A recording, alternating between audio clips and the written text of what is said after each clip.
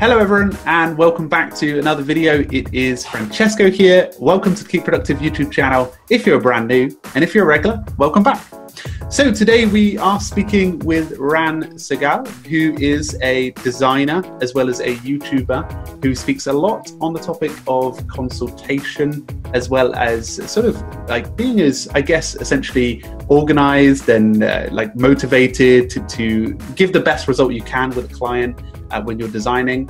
So hopefully today we can go through a bit about how he organizes his day with tools, a little bit about his remote working schedule, and I guess just some general advice for designers that are looking to sort of grow and build their efforts. So first off, Ran, maybe you can introduce yourself in a bit more detail and share about your YouTube channel, which is titled Flux, right?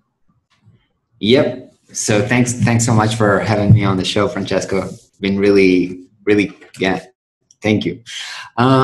So yeah, I'm a designer. I'm based in Tel Aviv, Israel, and I work with clients all around the world. And I help them with product design, branding, marketing, web design, everything that they need. And I also have my own product company, which is called Prospero, and it helps freelancers create proposals.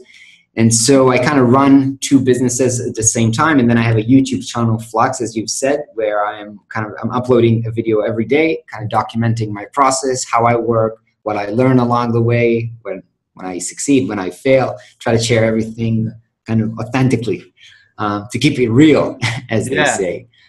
I like it because you do like weekday videos, but I quite like how you sort of share what's gone well, what's gone bad, but you keep your content pretty consistent. So it's great to watch that. And I was just saying before we started, I'm a dude the freelance marketing, but even though it's design that you focus on, it actually helps me with my process. So I will include the link in the description for everyone to go and enjoy. I think a lot of people who are in the freelance or consultation, doesn't matter what your services are, we struggle with the same thing, getting clients, doing good work, pricing your work. So we all have the same challenges. Yeah, especially the price and stuff. Tricky one. Yeah. Brilliant. So can I ask how long you've been in the graphic design business? So I started when I was in high school. So I don't know how many years is that. Maybe 20 years. But I've been mainly at the beginning of my career, I worked at agencies and companies, and I used to freelance on the side. And now I'm freelancing full time. I've been independent for maybe 5 years now, full time independent. Pretty good. And so you're both remotely in Tel Aviv, right? Is that a lovely city to work in? It's an awesome city. It's great. It's got a beach, great weather. Becomes super hot in the summer, but it's great. It has a very big tech scene, which helps me to get a lot of projects, interesting projects around here. There's a big startup ecosystem, but also working with clients around the world. Europe is the same time zone, so that's easy. And United States, a little bit more difficult. West Coast is difficult. But I do that. Sometimes I stay up late, they wake up earlier, and we manage to work together. Yeah. That's great.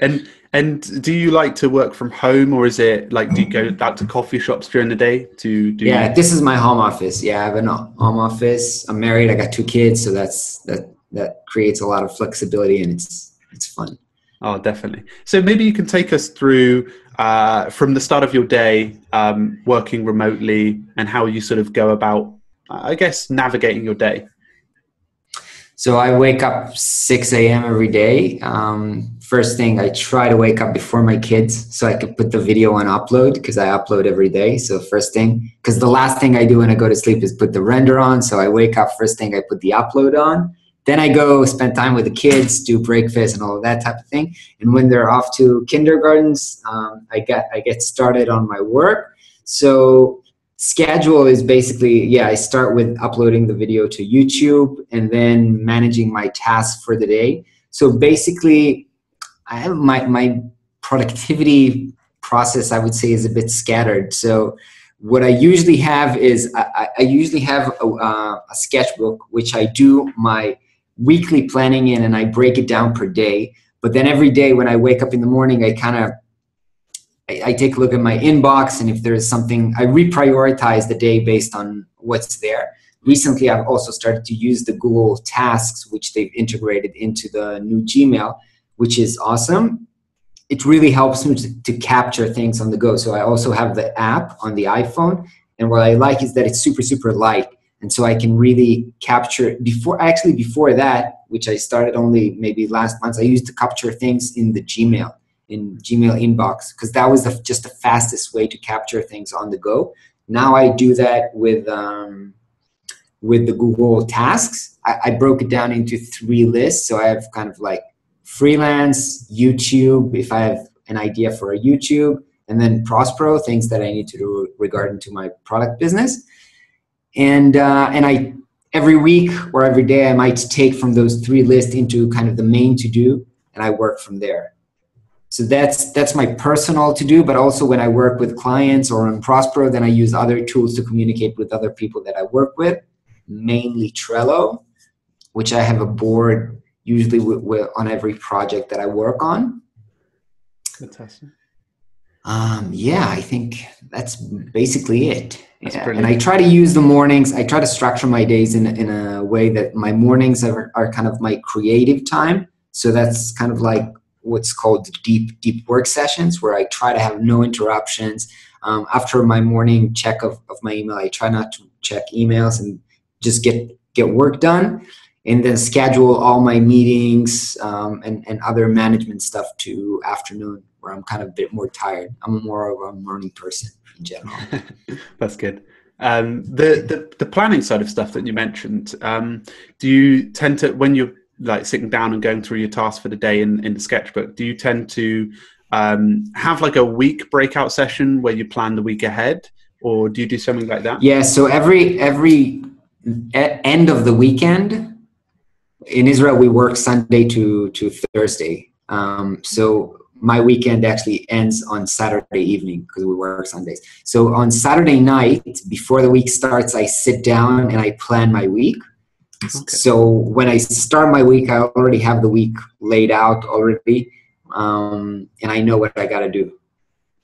Oh, it's pretty easy to sort of flow. And I can imagine when you're freelancing, sort of things change week to week. How do you go about an ever-changing schedule? Like, let's say you get a bit of work in the afternoon one day, and you might have to reprioritize your week. How do you sort of, I guess it's case by case, but how do you handle that most of the time? I usually have, I actually made a video about this. I have a main structure for my week. So I know that this chunk of time is going to be client work. I might not know what client work I will be doing. That might be reprioritized last minute, but I know that this is client work, and this is Prospero work, and this is work dedicated to growth, new opportunities and stuff like that.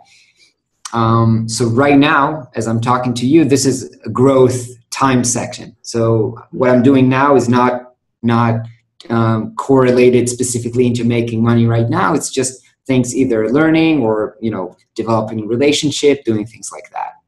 Okay. Oh, that's quite nice. I like that. You mentioned... So I have basically, I work in my calendar, my Google Calendar. I have repeating chunks that are repeating. So it says... every, Monday morning, client work. This is the chunk from the morning to noon. And then when I'm going to reschedule things in, I know where to put them. And when I want to schedule meetings, I know where to put them. So it's like placeholders for your calendar. Exactly. Quite nice. Exactly. Okay, I like that. Exactly. That's neat. Yeah. You mentioned Google Tasks and Google Calendar and Trello. Is there like any other productivity tools that you have had good experiences with that you'd like to recommend? Let me see. Let me just open here let me see what I have. Everyone does this. It's a good way. I get right now. Actually, I started working with Coda. I saw that you did a video on Coda, right? Yeah. I gave Notion a try. It didn't work out for me for several reasons, and now I'm working on Coda. Actually, I'm working with Coda also collaboratively. I'm having a coach now, and so we have kind of a daily document where we kind of document what I did today, and I get feedback on it. And so working with Coda has been really, really cool because of some of the things that you can do there, kind of edit tables and databases inside a doc. So it's like not having to jump from spreadsheets to docs. I work a lot with Google Docs, but there you have to spread it out into a doc that is either just a text doc or a spreadsheet. In Coda, you can have them mixed, and also you can have kind of like sub docs within the same doc. So I find this really, really helpful managing that process. So that's a new tool that's been really helpful lately. It's still not bug perfect, still got some issues, but it's really cool. Brilliant. And you touched on Notion there. Like, it's a big topic at the moment. I guess the design industry is also finding some value in it. What are the reasons to why you said no to it and maybe yes to Coda? So I try to use Notion as kind of a task manager. Okay. But the problem was it wasn't, and I used both their web app and their mobile app, but because their iOS app is so robust, they're trying to do so many things.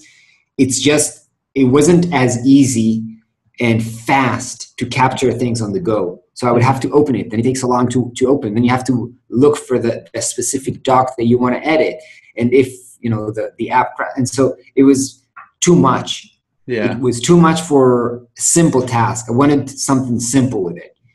And then I'm not sure exactly what were the reasons for what I'm doing now, why I thought Coda was much better. But I somehow fell for Coda instead. Yeah, Coda's doing quite well though. It's like progressing quite fast in terms of new features. I don't know.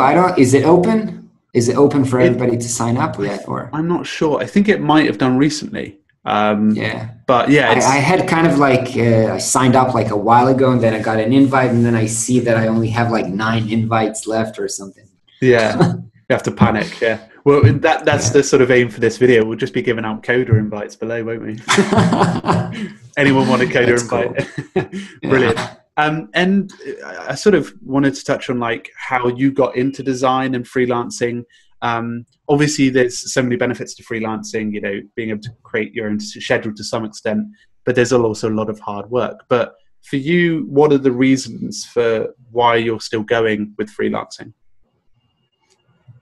So for me, I realized I was always bad at taking orders. I don't know how to say this. I'm not very good with authority. I think that the fact that I was working full time, I learned so much, and I'm still in good relationship with the people I worked for, and they have been my mentors.